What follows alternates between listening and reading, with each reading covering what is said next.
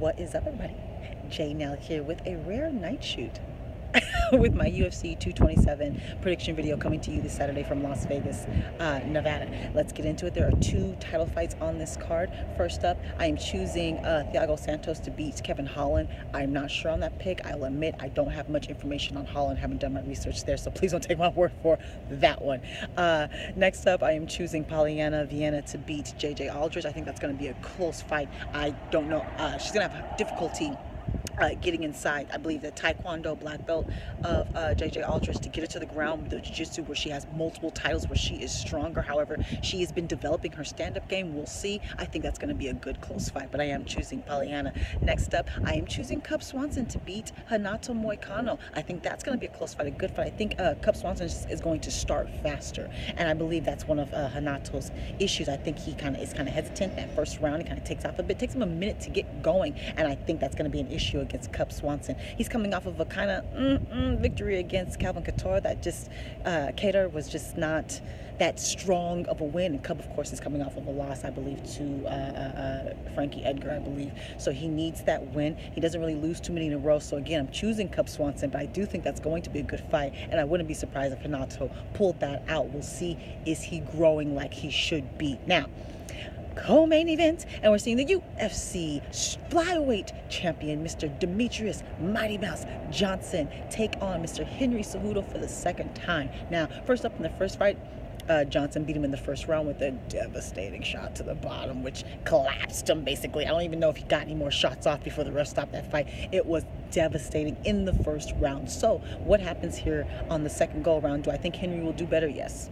We have seen from, I believe the first defense was his first try was 2 years ago, and we've seen since then that he has definitely been focusing on his stand-up game. He's definitely becoming a more well-rounded stand-up artist. I believe he's been working with Machida, and we're seeing that in his karate game, some of the darting in and out movement. We're seeing that in his power. We're seeing more we're seeing some angles, we are seeing some footwork, we are seeing that he is improving every time we see him and becoming more well-rounded. As we know, he is a 2008 freestyle wrestling gold medalist in the Olympics, so that of course is his base, and he is the best wrestler in that division by far, you can tell. But you need more than that to beat Mighty Mouse, and he knows that. You have to get to him, you gotta get your hands on him. So how does he do that? Does he have enough stand-up to get Demetrious concerned, to get Demetrious worried about everything he can do? That way he can get that takedown. That way he can close the distance and maybe push him up against the fence, have him hold his body weight, try to wear out Demetrious, who has some of the best cardio in the entire UFC, if not the best. Maybe you can try to wear on him, but I believe the best way for him to do that is to get him down on the ground.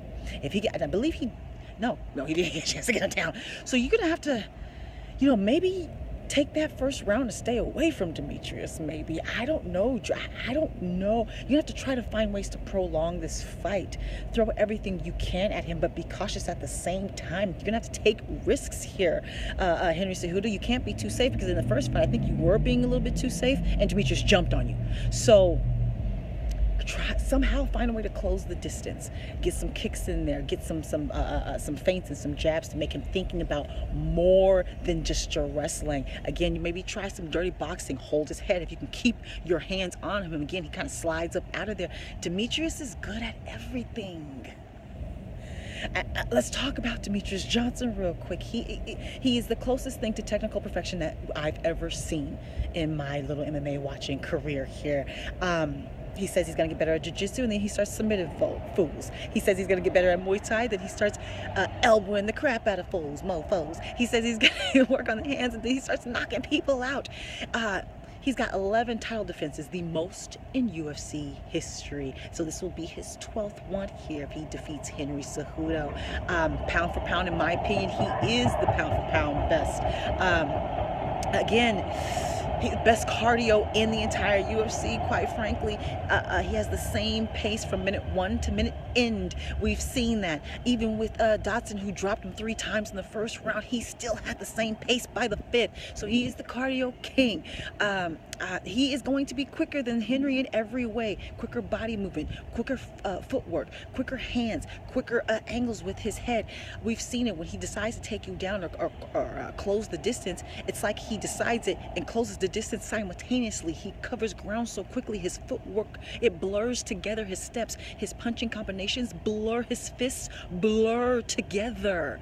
That's how fast he is. His accuracy rate super high, along with a high offensive output. I don't know how you beat Demetrious Johnson.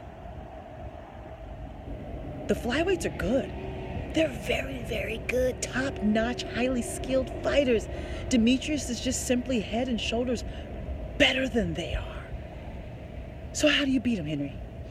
You're going to have to close the distance. You can't beat him in space. I think he will just, he has a much more diverse stand-up offense. He has more tools in his stand-up toolbox, and he's faster than you. He'll literally fight circles around you till he'll make his opening to try to get the win or get the points. So I don't think space is it. Dirty boxing, maybe. I think he'll be fundamentally stronger if he can actually get his hands on Demetrious for long enough. If he can hold the head and maybe get some uppercuts and try to muscle up against the cage, hold his body weight, and then finally get him down again. Maybe take that first round and maybe try to stay away from Demetrious. Try to prolong the fight a bit. Maybe get Demetrious frustrated if you can. He keeps an incredibly cool head. He also has an incredibly awesome camp.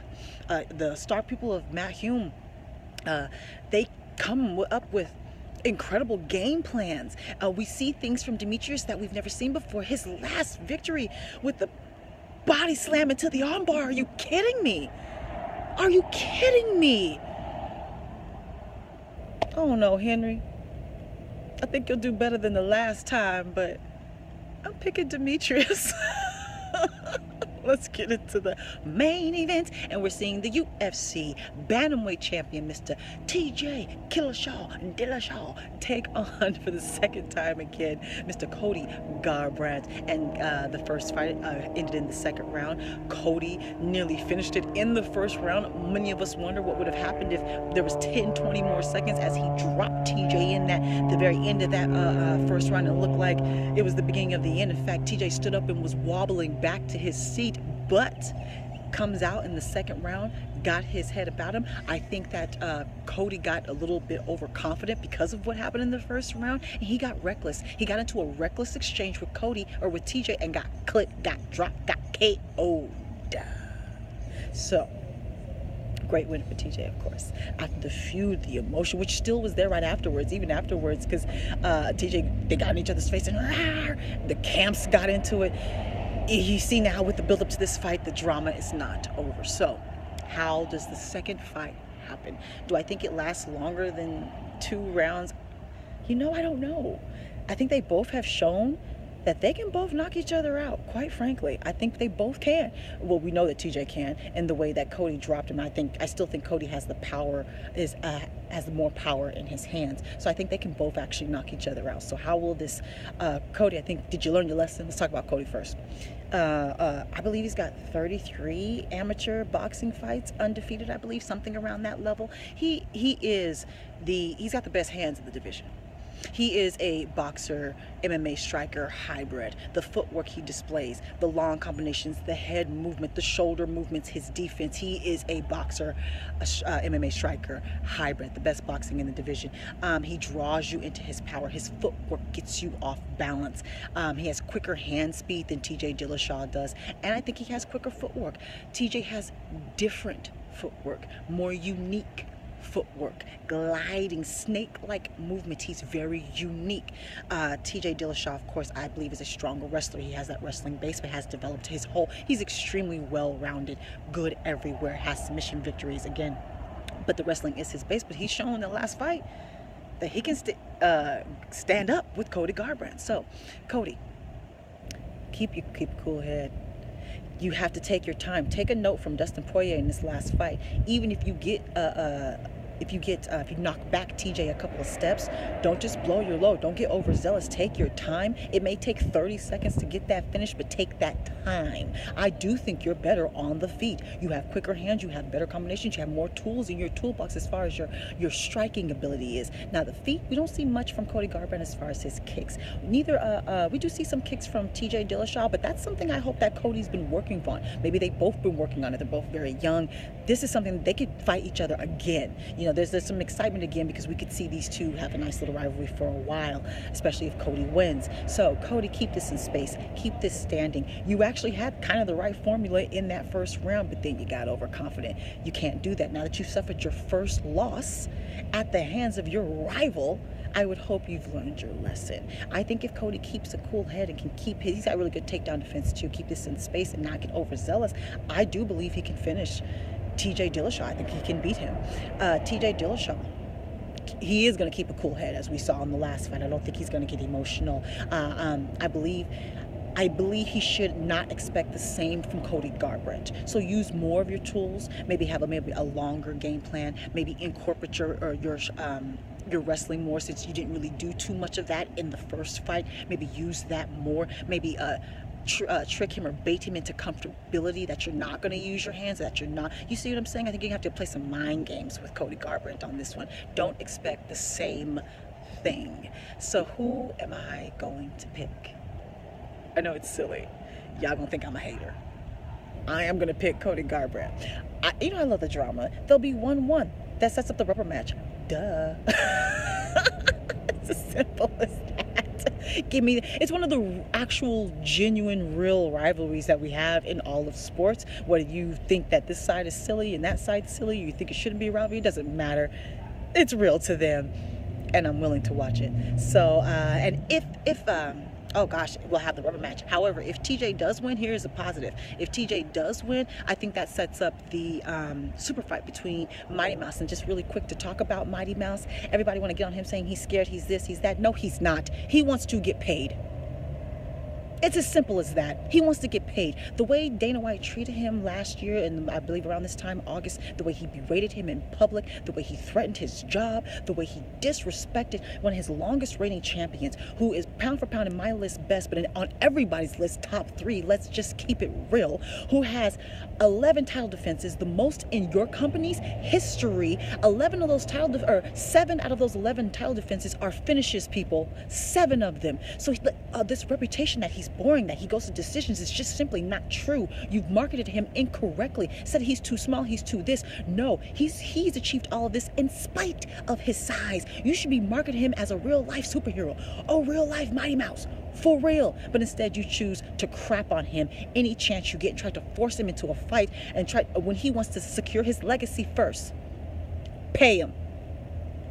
5 million, 10 million, whatever he wants. He's worth it. He's earned it. He deserves it. He deserves it. And we deserve to see the super fight. So pay him. Find the money. Pay him. That's all I got to say about that. If TJ wins, super fight, pay him. Pay them both. Pay Mighty Mouse. Now, but I did pick Cody Garbrandt. So let me know your picks and the injury updates if you're excited for both these two title rematch, and anything on the new cat with the Holland, anything on the prelims. Follow me on Facebook, Twitter, and Instagram, where I will have 15-second predictions and recaps. I'm on Snapchat now. Subscribe, like, talk to me, take care, and goodbye.